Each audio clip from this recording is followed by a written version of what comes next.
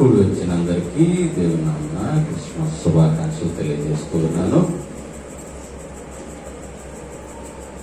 ఎలా ఉన్నారు? ఎంతలో ఉన్నారా? నాకు ఒక లక్షణం ఉంది. ఇదేంటంటే, ఎవరైతే అల్లరి చేస్తారో క్లాస్లో వాళ్ళే కనబడుతున్నారు. అలాగే నేను నిద్రపోతున్నా సరే నిద్రపోయేవాళ్ళే కనబడుతున్నాయి. నా కళ్ళు మంచిగా కాదు. అల్లరి చేసేవాళ్ళు ఇట్లాంటివే కనబడుతూ ఉంటాయి. స్కూల్లో కూడా పిల్లలు అప్పుడప్పుడు ఏం చేస్తూ ఉంటారంటే, స్కూల్ యాక్టివిటీ ఏదో తిరుగుతూ ఉంటా ఉంటారు. ఆ టైంలోనే మా హెడ్ మాస్టర్ ఏం చేస్తారంటే, నాకు ఏదో పని మీద పైకి పంపిస్తారు. అది ఎప్పుడు చూసి ఎదురేయడానికి అనుకుంటున్నారు. ఓకే, ఈ యొక్క క్రిస్మస్ ఆరాధనలో మనము ఎప్పుడు చెప్పుకునే విధంగానే, కానీ దీనిలో కొంచెం మనం యేసుక్రీస్తు యొక్క వంశావళి గురించి మనం చూసుకుందాం. ఈ యొక్క యేసుక్రీస్తు యొక్క వంశావళిలో గొప్ప విషయం ఏంటంటే, ఒక వంశావళి రాస్తే కనుక ఆ వంశావళిలో ఎప్పుడు కూడా పురుషుల గురించి మాత్రమే ప్రస్తావించబడతా ఉంటుంది. స్త్రీల గురించి ప్రస్తావించబడదు. కానీ వాళ్ళైనా సరే వంశం మగవాళ్ళలోనే ఉంటుంది కాబట్టి ఆ మగవాళ్ళ నుంచి యొక్క వంశంలో ఎక్కువగా పురుషులే ఉంటా ఉంటారు, స్త్రీలకు ఉండదు. కానీ క్రీస్తు యొక్క వంశావళిలో స్త్రీల యొక్క పాత్ర చాలా నిర్ణయనదిగా కనపడతా ఉంటుంది మనకి. మత్తయి సువార్త 1వ అధ్యాయము 1 నుంచి 17 వచనాలు చూసుకుంటే, 1వ వచనం నుంచి 6వ వచనం వరకు మనకి ఒక 14 తరాలు ఉన్నాయి. ఈ 14 తరాల్లో అబ్రహాం నుంచి దావీదు వరకు ఉంది. ఒక రకంగా చెప్పాలంటే, ఈ అబ్రహాం నుంచి దావీదు వరకు ఉన్న ఈ తరాలు చాలా ఒక రకంగా విలువైనవి, శ్రేష్టమైనది. ఎందుకంటే వీరంతా కూడా దేవునికి ప్రాముఖ్యత ఇస్తూ ఉంటూ ఉంటారు. సరి కూర్చోవాలను మాట్లాడకూడదు,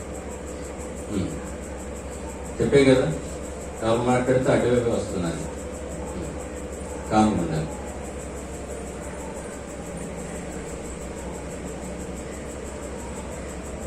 ఈ అబ్రహాం మనకు తెలిసిందే, ఆయన ఎన్నుకోవటం చాలా నీతిమంతుడు. దేవుడు ఏం చెప్తే అది చేయడం. ఇంతకుముందు కాలంలో తల్లిదండ్రులు పిల్లలకి ఏం చెప్తే అది వినేవాళ్ళు. ఈ జనరేషన్లో పిల్లలు ఏం చెప్తే తల్లిదండ్రులు అది వినాలి. ఒకసారి పిల్లలను చూస్తా ఉంటే, ఈ రోజుల్లో పిల్లలను చూస్తా ఉంటే మా అమ్మాయి గుర్తుకొస్తాను. అటు తిరుగు అంటే అటు తిరగడమే, ఇటు తిరిగితే చెంప పగిలిపోయేది. అలాగే మన పూర్వీకులు కూడా చాలా పద్ధతిగా అబ్రహాముని దేవాదేవుడు అబ్రహామును బయలుదేరు అనగానే, అయ్యా ఎక్కడికయ్యా అని మాట్లాడినాను. చక్కగా తీసుకెళ్ళాడు, ఆశీర్వదించుకుంటూ వెళ్తా ఉన్నాడు, ముందుకెళ్తా ఉన్నాడు. ఆయన ఇచ్చిన కోరికలను తీర్చుతూ ఉన్నాడు. ఈ లోపల కుమారుడు కూడా ఇచ్చాడు. ఓ రోజున తీసి, అబ్రహాము నీ ఒక్కడే ఉన్న నీ కుమారుడైన ఇస్సాకుని బలి అని ఒక మాట కూడా ఎదురు చెప్పకుండా ముందుకెళ్ళిపోయారు.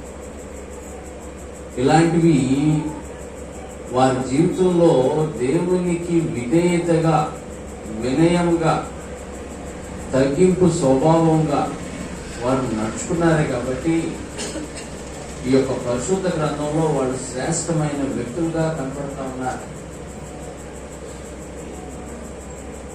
తర్వాత నుంచి 7 నుంచి 11 వచనాల వరకు సొలొమోను నుంచి బబులోను చెర. ఈ యొక్క కాలంలో ఒక రకంగా చెప్పాలంటే కొంచెం దేవునికి వ్యతిరేకత చోటు చేసుకుంది. ఆ వ్యతిరేకత చోటు చేసుకోవటం మూలంగా ఆ బబులోను చెర నుంచి మళ్ళీ విడుదల పొందిన తర్వాత ఇక దావీదు యొక్క సింహాసనం ఒక రకంగా చెప్పాలంటే అది ఖాళీ అయిపోయినట్టే. యూదులకి ఇక అది చెందనట్టుగానే అయిపోయింది. 12 నుంచి 17 వచనాలు బబులోను నుంచి, చెరలో నుంచి విడుదల, ఆ తర్వాత క్రీస్తు వరకు ఆ క్రీస్తు వరకు సాగటంతో అక్కడ సింహాసనం, దావీదు యొక్క సింహాసనం ఎవరు అధిరోహించబోతున్నారు? మన ప్రభు అయిన యేసుక్రీస్తు. కాబట్టి ఈ వంశావళిలో 1 నుంచి 17లో 1 నుంచి 6 వరకు 14 తరాలు, 7 నుంచి 11 వరకు 14 తరాలు, 12 నుంచి 17 వరకు ఇంకో 14 తరాల వరకు ఉంది కదా. కీర్తి ఉందా? తరాలు మిమ్మల్ని అడుగుతా, మధ్యలో ప్రశ్న అడుగుతా, చెప్పాలి. అందుకే మొదటి వచనంలో చక్కటి మాట, అబ్రహాము కుమారుడు దావీదు కుమారుడైన యేసుక్రీస్తు. చక్కటి ఆ యొక్క వంశావళిలో క్రీస్తుకి ముందు అబ్రహాముని, అదేవిధంగా దావీదుని మత్తయి అక్కడ వారిద్దరి చోటు రూపంలో చాలా శ్రేష్టంగా, బహు విలువగా కనపడతా ఉంది. అదేవిధంగా ఒకసారి మనం అబ్రహాము ఎప్పుడైతే ఇస్సాకుని బలి ఇవ్వడానికి ఇష్టపడ్డాడో ఆయన గురించి చక్కటి మాట దేవాదేవుడు మాట్లాడుతూ ఉన్నాడు. ఒకసారి చూద్దాం.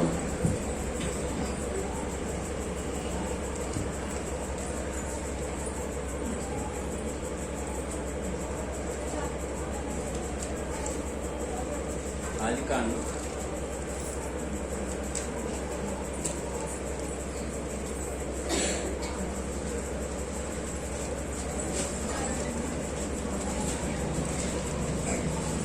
22వ అధ్యాయం 15వ వచనం చూస్తే కనుక, యెహోవా దూత రెండో మారు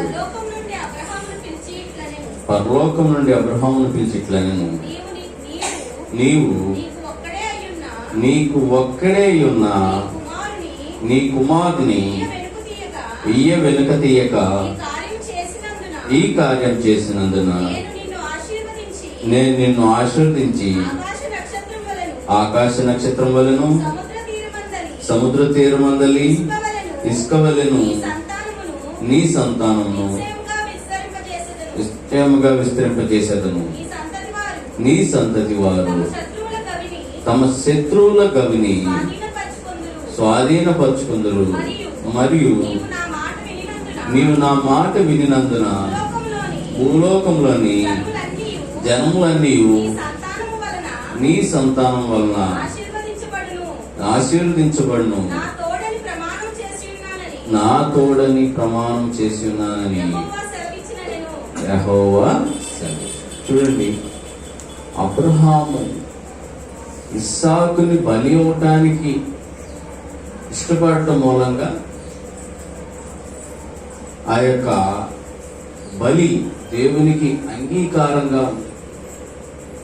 ఇక్కడ మనం మన కూడా దేవుడు బలిని కోరుతా ఉంటాడు. ఆ బలి ఏంటంటే మన మనసు. ఆ మనసు ఎలా ఉండాలంటే విరిగి నలిగిన మనసు, విధేయత కలిగిన మనసుగా ఉండాలి. అబ్రహాములో విధేయత ఉందా?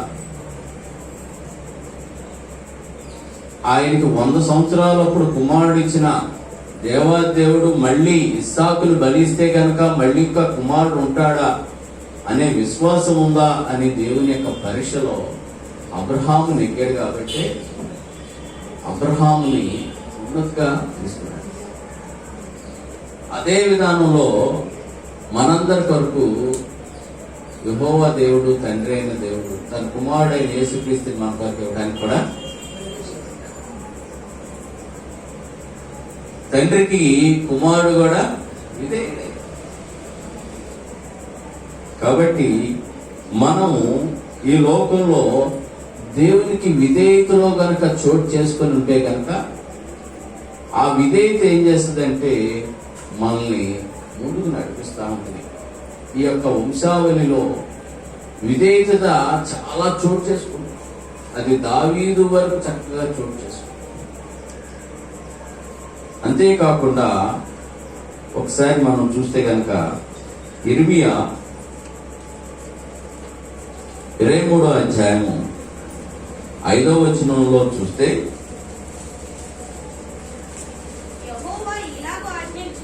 యెహోవా ఇలా ఆజ్ఞయించుచున్నాడు, రాబో దినంలో నేను దావీదునకు నీతి చిగురును పుట్టించెదను, అతడు రాజు